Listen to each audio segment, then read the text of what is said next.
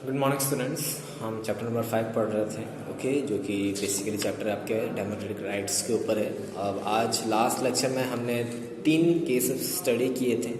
एक एक जो गुआना बे में जो जेल थी उसके बारे में, उसके अलावा हमने जो राइट्स थे सिटीज़न के सऊदी अरब में एंड जो कोसावा में जो मैसेकर हुआ था।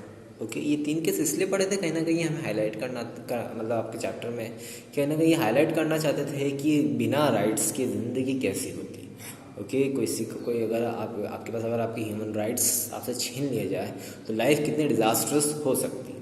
तो आज जो हमारा टॉपिक है वो है rights in our democracy. Okay, इन तीनों एग्जाम्पल पर आपके माइंड में आता है तो आप सोच सकते हो कि क्या सफरिंग करी होगी, या फिर हमारे जो डेमोक्रेटिक राइट्स अगर हमसे छीन ले जाते हैं तो हम जो है हमारी जो लाइफ है बहुत ज़्यादा डिजास्टर्स हो सकती है। फॉर एन एग्जाम्पल, अगर कोई पर्सन अगर माइनॉरिटी कम्युनिटी से बिलोंग करता है और उसके राइट इस तरीके से डिप्राइव हो जाते हैं, या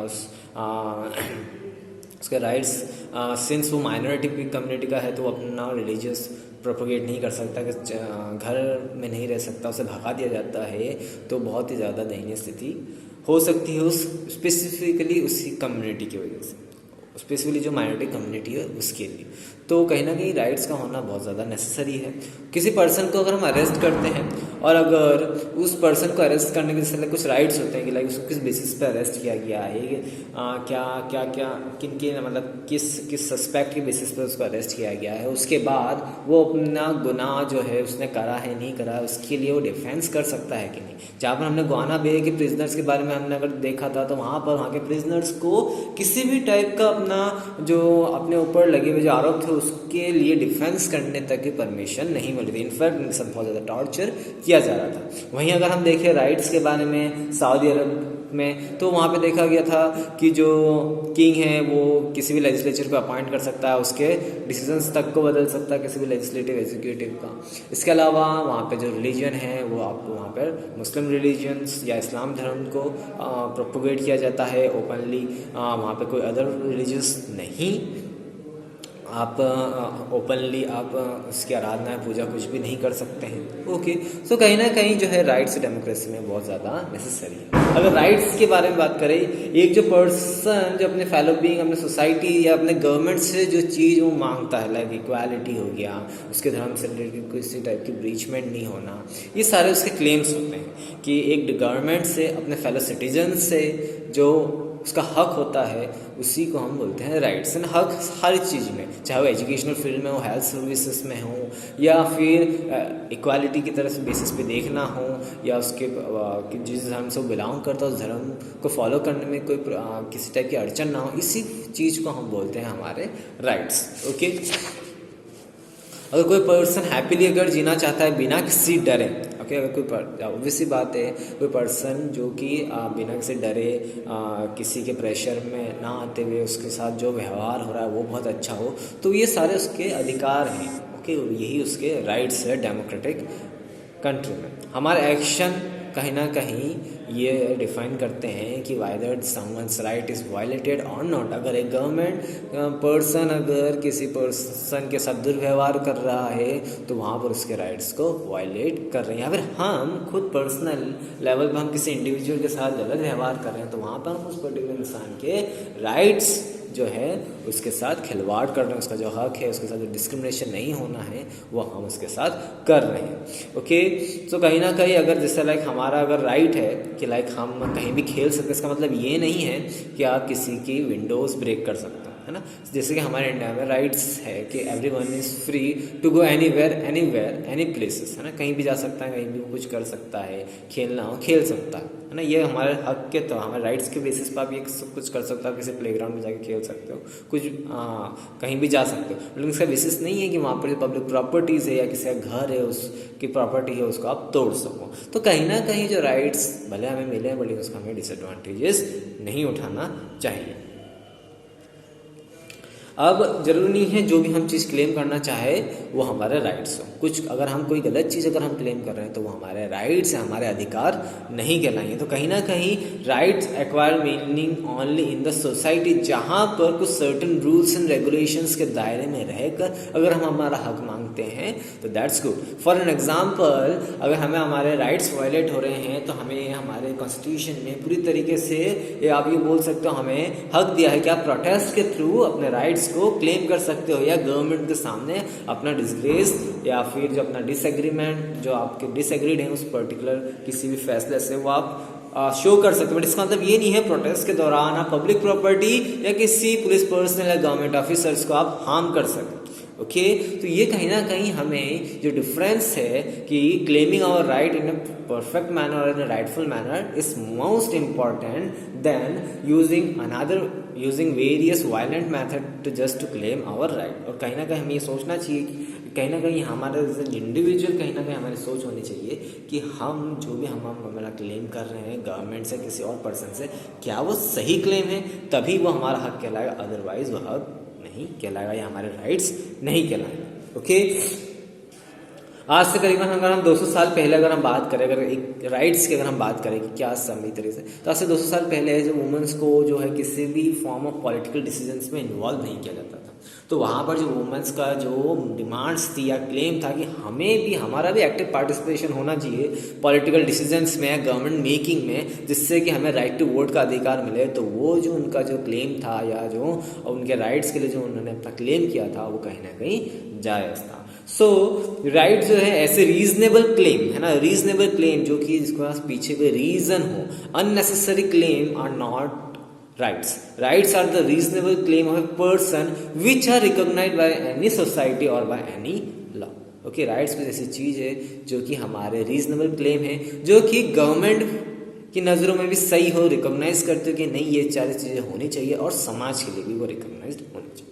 ओके अब कौन कौन से ऐसे राइट्स हैं जो कि हमें एक डेमोक्रेटिक गवर्नमेंट डेमोक्रेसी में चाहिए रहते हैं। सबसे पहला राइट जो हमारे पास होना चाहिए, हमारे पास राइट होना चाहिए हम हमारी गवर्नमेंट को, हमारे लीडर्स को हम डेमोक्रेटिक इलेक्शंस में हम वोट कर सके। सबसे पहला राइट यही है कि हम अपनी सरकार या अपना लीडर खुद चुन सके, जिसके लिए हमें राइट टू वोट हमें मिले। ओके इसके अलावा डेमोक्रेटिक इलेक्शन इंटरवल एक प्रॉपर इंटरवल टाइम में होते रहने चाहिए, और साथ साथ जो पॉलिटिकल पार्टी जो लड़ती हैं उनको भी अपने ओपिनियंस वो सब रखने की पूरी आज़ादी होनी चाहिए। उन पॉलिटिकल पार्टीज के साथ भी राइट हो कि वो हम अपने ओपिनियंस रख सकें। ऐसा नहीं है आप इलेक्शंस करवा रहे हैं लेकिन पॉलिटिकल पार्टी जो है अपने ओपिनियंस नहीं रख पा रही है, तो इससे क्या होगा, फिर वो भी इनडायरेक्टली मोनार्चिकल फॉर्म ऑफ गवर्नमेंट ही रहेगी।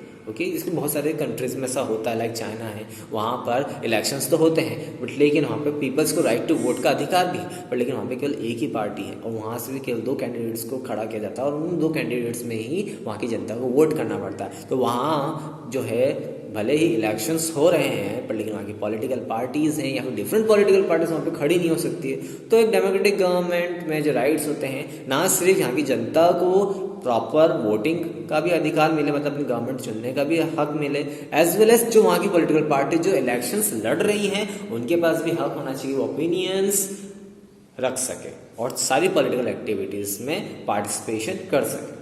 ओके राइट जो होते हैं बहुत स्पेशल रोल प्ले करते हैं डेमोक्रेसी में। ओके राइट जो होते हैं, जो माइनॉरिटी ग्रुप्स ऑफ पीपल्स होते हैं, हर एक कंट्री में कुछ माइनॉरिटी ग्रुप्स ऑफ पीपल होते हैं, हम डिनाई नहीं कर सकते हैं। होल कंट्री जो है पूरी मेजोरिटी ऑफ पॉपुलेशन से भरी हुई है। हो सकता है बहुत सारे पीपल जो है अदर कंट्रीज से माइग्रेंट होकर वहाँ के नॉन रेसिडेंट्स हों, जो दूसरी कंट्री से यहाँ पे जॉब या कोई भी बिजनेस की वजह से यहाँ पे सेटल्ड हो, तो वो सारे क्लासेस ऑफ पीपल या ग्रुप ऑफ पीपल जो कहलाएंगे वो माइनॉरिटीज़ होंगे। तो माइनॉरिटीज़ के जो हक हैं वो मिलने चाहिए। मीन्स इसका मतलब कि मेजोरिटी जो वहाँ की है वो उन पर मीन्स आप यूँ नहीं बोल सकते ऑपरेशन नहीं कर सकते, उनको दबा नहीं सके, डोमिनेंस नहीं कर सकते। Okay they ensure that the majority can not do what ever it likes. Okay majority ऐसा नहीं कि जो उनकी मर्जी में आ रहा है वो कर पा रहा है। Rights are guarantee which can be use when things go wrong. और ये राइट्स कब काम आते हैं, एक टाइप की ऐसी गारंटी देती है गवर्नमेंट कि जब आपके साथ अन्याय हो रहा है या आपके साथ किसी टाइप का डिस्क्रिमिनेशन हो रहा हो, उन राइट्स के तहत आप गवर्नमेंट से कंप्लेंट करके अपने साथ जो इनजस्टिस हुआ है उसके अगेंस्ट आप एक्शंस ले सकते हैं। This usually happens when those in majority wants to dominate those in minority. और ऐसे सर्कमस्टांसेस डेमोक्रेटिक गवर्नमेंट में तब आता है कि जब किसी माइनॉरिटी ग्रुप ऑफ पीपल को अपने राइट्स क्लेम करने की ज़रूरत पड़ती है. कब आता है? जब कोई मेजोरिटी ग्रुप ऑफ पीपल जो है पर्टिकुलर माइनॉरिटी ग्रुप पर जो है जोर ज़बरदस्ती करके या डोमिनेंस कर रहे होते हैं. ओके, द गवर्नमेंट जो है सिटीजन्स के राइट्स को प्रोटेक्ट करने के लिए बाध्य है किसी भी सिचुएशन में, पर लेकिन समटाइम्स इलेक्टेड गवर्नमेंट में नॉट प्रोटेक्ट और में even attack the rights of their own citizens. पर कभी कभी कुछ इलेक्टेड गवर्नमेंट्स ऐसा काम करती हैं जिससे कि वो सिटीजन्स के राइट्स को रिस्क में डालती है, इनफैक्ट सिटीजन्स के राइट्स को वायलेट भी करती है. लाइक जैसे कि हमने कोसावा का जो हमने वो पढ़ा था मैसेकर, जहाँ पे जो माइनॉरिटी अल्मेनियन थे उनका नरसंहार करा था. मीन्स वहाँ पे बहुत सारे पीपल्स को मार दिया था या भगा दिया जा रहा था. तो वो वहाँ पर एक डेमोक्रेटिक गवर्नमेंट है, लेकिन कभी कभी इलेक्टेड पर्सन्स भी गलती करते हैं और सिटीजन्स के राइट्स जो है उन पे राइट्स पर अटैक कर देते हैं. That is why some rights need to be placed higher than the government so that the government cannot violate them. और इसीलिए कुछ राइट्स ऐसे ही बनने चाहिए जो गवर्नमेंट के ऊपर चेक करे, ताकि गवर्नमेंट चाह कर भी इन राइट्स पर इन राइट्स जो सिटीजन्स के राइट्स उनको वायलेट ना कर सके. ओके, लाइक जैसे हमारे इंडियन कॉन्स्टिट्यूशन में सबसे इंपॉर्टेंट राइट जो होता है right to constitutional remedies. Government ऐसा कोई भी डिसीजन लेती है तो सिटीजन्स ऑफ इंडिया जो है वो जुडिशियल या फिर जुडिशियल रिव्यू के लिए सुप्रीम कोर्ट या फिर कोर्ट जाकर गवर्नमेंट के अगेंस्ट पेटिशन फाइल कर सकते हैं और पर्टिकुलर किसी भी लॉ या बिल के को रूप में ला सकते हैं. Okay, so the next topic is the right in the Indian constitution. हमारे इंडियन कॉन्स्टिट्यूशन में हमारे क्या राइट्स हैं?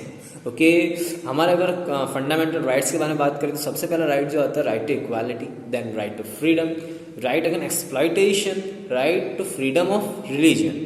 Okay, cultural and educational right, right to constitutional remedy. Right to equality यानी कि कोई भी पर्सन, ओके, भारत में कोई भी पर्सन उसको किसी बेसिस पे, चाहे वो जेंडर हो, कास्ट हो, रिलीजन में चाहे वो मेजॉरिटी का हो या माइनॉरिटी का हो, अगर हम जेंडर के बेसिस पे मेल हो, फीमेल हो, ट्रांसजेंडर, उसके किसी भी ऐसे पर्सन के साथ किसी भी टाइप का भेदभाव नहीं होना चाहिए.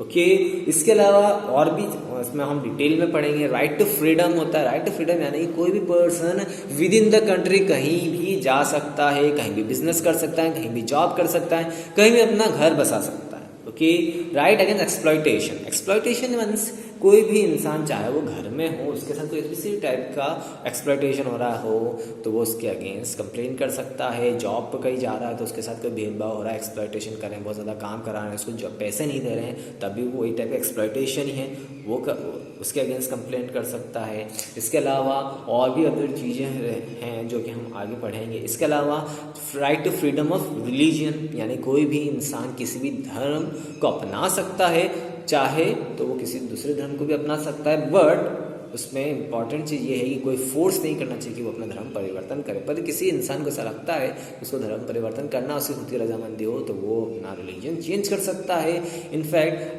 कोई भी पर्सन जो है अपना रिलीजन ओपनली फॉलो भी कर सकता है. प्रोसेशंस आप देखते हो, रिलीजियस प्रोसेशंस भी निकलते हैं इंडिया में, तो ये उसी राइट की वजह से निकल पाते हैं. Then cultural and educational right. अपना कल्चर फॉलो करने के लिए आपके पास सारे राइट्स हैं, कोई आपको मना नहीं कर सकता है कि आप अपने रिचुअल्स या कल्चर्स का फॉलो ना करें. कहीं भी किसी पार्ट ऑफ इंडिया में आप अपने कल्चर्स को फॉलो कर सकते हो. As well as educational right. सारे पीपल्स इंडिया के ईच एंड एवरी सिटीजन्स का पूरा राइट है कि वो अपनी एजुकेशन कंप्लीट कर सके किसी भी इंस्टीट्यूशन से. ओके, चाहे वो किसी भी कास्ट का हो या किसी भी रिलीजन का हो. इसके लिए गवर्नमेंट ने बहुत सारे स्कीम्स, प्रोग्राम्स भी लॉन्च करे हैं ताकि जो बेसिक एजुकेशन है ऐसे स्पेशली ऐसे बच्चों के लिए जिनकी इकोनॉमिक जो उनके परिवार की जो पारिवारिक जो आर्थिक स्थिति है वो सही ना हो, तो वो ऐसे बच्चे भी गवर्नमेंट स्कूल्स के थ्रू एजुकेशन पा सकते हैं, गवर्नमेंट इंस्टीट्यूशन के थ्रू एजुकेशन पा सकते हैं. Then the last and most important जो राइट हमारे कॉन्स्टिट्यूशन में जो कि गवर्नमेंट के ऊपर भी चेक लगाता है कि वो सिटीजन्स के राइट को वायलेट ना कर सके, वो है राइट टू कॉन्स्टिट्यूशनल रेमेडीज. किसी भी पॉइंट ऑफ द टाइम में कोई भी लॉ या कोई भी कानून में जहाँ पर भी सिटीजन्स के राइट्स जो हैं वायलेट हो रहे हैं, उस बेसिस पे कोई भी एसोसिएशन या कोई भी इंडिविजुअल जो है वो जुडिशियल रिव्यू के लिए जुडिशरी की तरफ जा सकता है, कोर्ट की तरफ जा सकता है और गवर्नमेंट के अगेंस्ट उस लॉ के अगेंस्ट पेटिशन डाल सकता है, जिसके तहत वो गवर्नमेंट से डिमांड कर सकता है कि उस जो भी कानून है उस पर स्टे लगाया जाए और उसको वापस से रिव्यू के लिए भेजा जाए गवर्नमेंट के पास। और सुप्रीम कोर्ट में इतना पावर है कि वो उस पर्टिकुलर लॉ या बिल के अगेंस्ट स्टे भी लगा सकती है और गवर्नमेंट का ऑर्डर्स भी दे सकती है। अगर सुप्रीम कोर्ट को ऐसा लगता है कि वहाँ पर किसी सिटीजन्स के राइट वायलेट होंगे या पर्टिकुलर सेक्शन ऑफ सोसाइटी में बहुत ज़्यादा सफ़र करना होगा, तो गवर्नमेंट को ऑर्डर भी दे सकती है कि अपना ये लॉ या कानून है उसे वापस लिया जाए या इसमें चेंजेस लाकर इम्प्लीमेंट किए जा सके। ओके, ये मैंने थोड़ी सी समरी दी है। जब हम नेक्स्ट लेक्चर में आएंगे तो ईच एंड एवरी राइट को हम डिटेल्ड में एक्सप्लेन करेंगे। ओके, आज के लिए इतना ही। Thank you.